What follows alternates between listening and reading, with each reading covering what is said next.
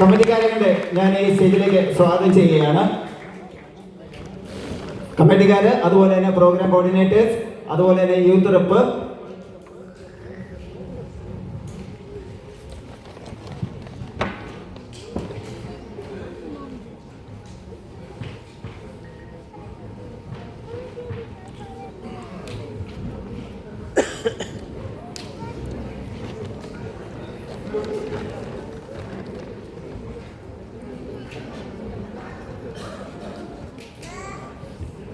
Programme coordinators, youth rep. Okay, നമ്മുടെ ഇതിൻ്റെ quorum തയ്യാറിയിരിക്കുകയാണ്. അപ്പോൾ നമുക്ക്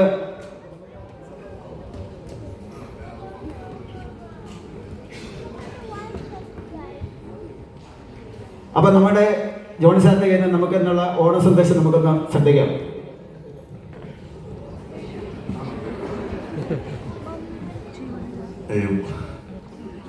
എല്ലാവർക്കും ഒത്തിരി സന്തോഷത്തോടെ എൻ്റെ ഓണാശംസ ഞാൻ നേർന്നുകൊള്ളുന്നു. പറഞ്ഞ പോലെ എനിക്ക് അത്ര വലിയ സന്തോഷമുള്ളൊരു ഓണമല്ല ഈ ഓണം. വേറൊന്നും കൊണ്ടല്ല, എൻ്റെ മകളിവിടെ പഠിക്കാൻ വന്നിട്ടുണ്ട്. ഞാൻ അവള് എഡിൻബർഗ് യൂണിവേഴ്സിറ്റിയിൽ അഡ്മിഷൻ കിട്ടി. 1 വർഷത്തെ കോഴ്സാണ്, മെഡിസിൻ ആൻഡ് PhD എന്നാണ് ബയോകെമിസ്ട്രി. അവൾ 8ാം ക്ലാസ് മുതലുള്ള അവളുടെ ആഗ്രഹമായിരുന്നു. അപ്പോൾ അങ്ങനെ 10ാം ക്ലാസ്സിൽ ഡിഗ്രി കഴിഞ്ഞു. ഇങ്ങനെ ഈ യൂണിവേഴ്സിറ്റി കിട്ടിയപ്പോൾ ഇന്നലെ കിട്ടി എന്ന് പറഞ്ഞു. സന്തോഷം. ഇവിടെ എനിക്കൊരു എൻ്റെ മകൾക്ക് പാർപ്പിടവും ഭക്ഷണം ഒരുക്കാൻ നല്ലൊരു സുഹൃത്തിനെയും കിട്ടി, പ്രിയപ്പെട്ട പറയച്ചൻ പറയീസ്. പിന്നെ എന്നെ ഇവിടെ ആദ്യമായി എഡിൻബർഗ് വന്നപ്പോൾ എന്നെ സ്വീകരിച്ച ഷെയ്നുണ്ട് ഇവിടെ. അപ്പം ഞാൻ വിഷമമെന്ന് പറയാൻ കാരണം പറഞ്ഞല്ല, മോളി ആഗ്രഹമൊക്കെ പ്രകടിപ്പിക്കുന്ന സമയത്ത് 80, 85, 90 കിടന്ന പൗണ്ട് ഇപ്പൊ 120. നമ്മള് ട്രംപിന്റെ കുഴപ്പമെന്ന് ഇന്ത്യ പറയും, ഇന്ത്യയുടെ കുഴപ്പമെന്ന് ട്രംപ് പറയും. ആരുടെ കുഴപ്പമാണെങ്കിലും നമ്മുടെ പോകാനുള്ള പോയി. ഇങ്ങോട്ട് പോരാൻ നേരത്ത് ഞാൻ എൻ്റെ ഇളയ മോളിൽ അവളുടെ കസിൻ സാറിൻ്റെ കൊടുത്ത ഒരു 200 പൗണ്ടുണ്ട്. പിന്നെ പറഞ്ഞു, മോളെ അതോടെ ഇങ്ങനെ ചേച്ചിയും കൊണ്ട് പോകുന്നല്ലേ, പൗണ്ടല്ലേ, ഉപയോഗിച്ചാലോ. തരില്ല, കാടി പൈസ തരാം.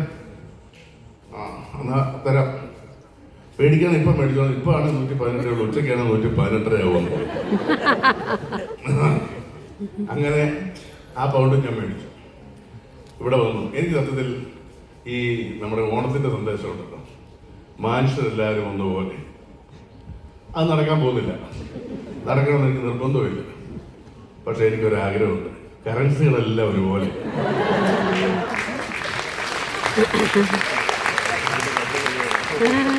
അങ്ങനെ ഒരു കാലം വരികയായിരുന്നെങ്കിൽ 20,500 രൂപയ്ക്ക് എൻ്റെ കൊച്ചിനെ ഞാനിവിടെ പഠിപ്പിച്ചത്. ഞാൻ എൻ്റെ വൈഫ് ഷൈനയും കൊണ്ടുവന്ന് അവളെ കൊണ്ട് ഞാൻ ഡോക്ടറേറ്റ് എടുപ്പിച്ചത്. അപ്പോൾ രൂപയുടെ അവസ്ഥ വളരെ മോശമായിട്ട് പോയിക്കൊണ്ടിരിക്കും.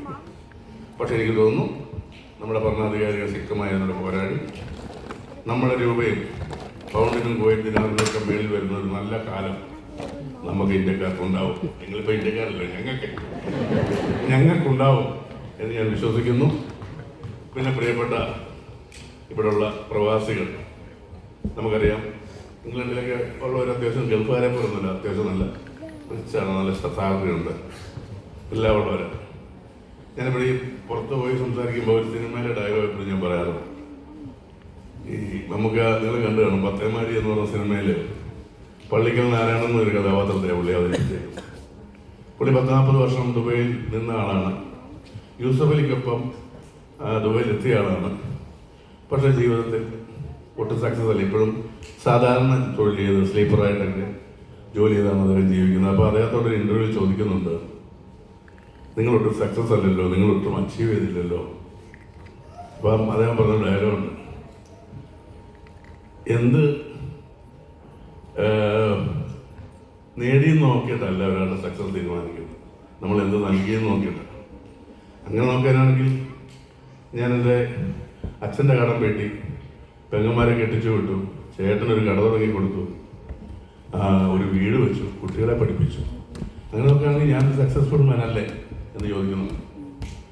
പിന്നെ അദ്ദേഹം പറയുന്നത്, നിങ്ങളുടെ അവസ്ഥ അല്ല കേട്ടോ, ഗൾഫുകാരനെ 10,000 രൂപ നമ്മൾ നാട്ടിലേക്ക് അയക്കുമ്പോൾ നാട്ടിലുള്ളവരുടെ വിചാരം 20,000 കിട്ടി 10 മിച്ചം പിടിച്ചു 10 അയച്ചോന്ന്. ശരിക്കും 7,000 കിട്ടിയുള്ളൂ, 3,000 കടം കൂടെ വാങ്ങി അയക്കുമെന്ന് ആർക്കറിയാം എന്ന് പറയുന്നു. പിന്നെ അദ്ദേഹത്തിൻ്റെ അച്ചീവ്മെൻ്റ് അദ്ദേഹം പറഞ്ഞൊരു കാര്യം, ഞാൻ ഇവിടുത്തെ കുട്ടികൾക്ക് വേണ്ടി എല്ലാം പറയുന്നത്, നമ്മൾ കാരണം നമ്മുടെ ചുറ്റുപാടുമുള്ളവർ സന്തോഷിക്കുന്നുണ്ടെങ്കിൽ,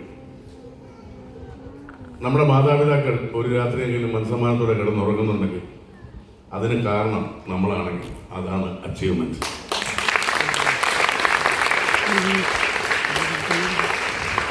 അപ്പോൾ എൻ്റെ മോൾ ഇവിടെ പഠിക്കാൻ വന്നിട്ടുണ്ട്, അവൾക്ക് ലക്ഷ്യബോധം ഉണ്ടാവണം, അവൾ പഠിക്കണം, അവളുടെ ആഗ്രഹം സാധിച്ചു തരും.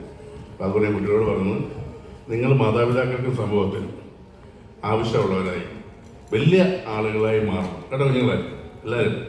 അപ്പോൾ എല്ലാവർക്കും ഒരിക്കൽ കൂടി നല്ലൊരു ഓണം ആശംസിക്കുന്നു. ഇന്ന് ഈ പരിപാടിക്ക് എൻ്റെ പ്രിയപ്പെട്ട, ഞാൻ ഈ പരിപാടി ഇവിടെ വരാനുള്ള എൻ്റെ കാരണം, ഞാനിവിടെ സാധ്യത ഉണ്ടായത് വർഗീസ് കാരണമാണ്. ഞാൻ ഈ ഓണാഘോഷത്തിൽ ഞാനിവിടെ വന്നത് പ്രിയപ്പെട്ട വർഗീസിനും കുടുംബത്തിനും ഞാൻ സമർപ്പിക്കുന്നു. അതുപോലെ ഷൈനെ ഞാൻ ഓർക്കുന്നു. എല്ലാവർക്കും ഒരിക്കൽ കൂടി നല്ലൊരു ഓണം ആശംസിച്ചുകൊണ്ട് നടത്തുന്നു. നന്ദി, നമസ്കാരം. നമ്മുടെ തിരിതെളിച്ച് നമ്മുടെ ഉദ്ഘാടനം നിർവഹിക്കുന്നതിന് മുമ്പ് നമുക്ക് ഒരാളെയും കൂടെ നമുക്ക് ഈ സ്റ്റേജിലേക്ക് വിളിക്കാനുണ്ട്. അത് മറ്റാരുമല്ല, നമ്മുടെ സാധാരണ നടത്തുന്നത് തന്നെ നമുക്കൊരു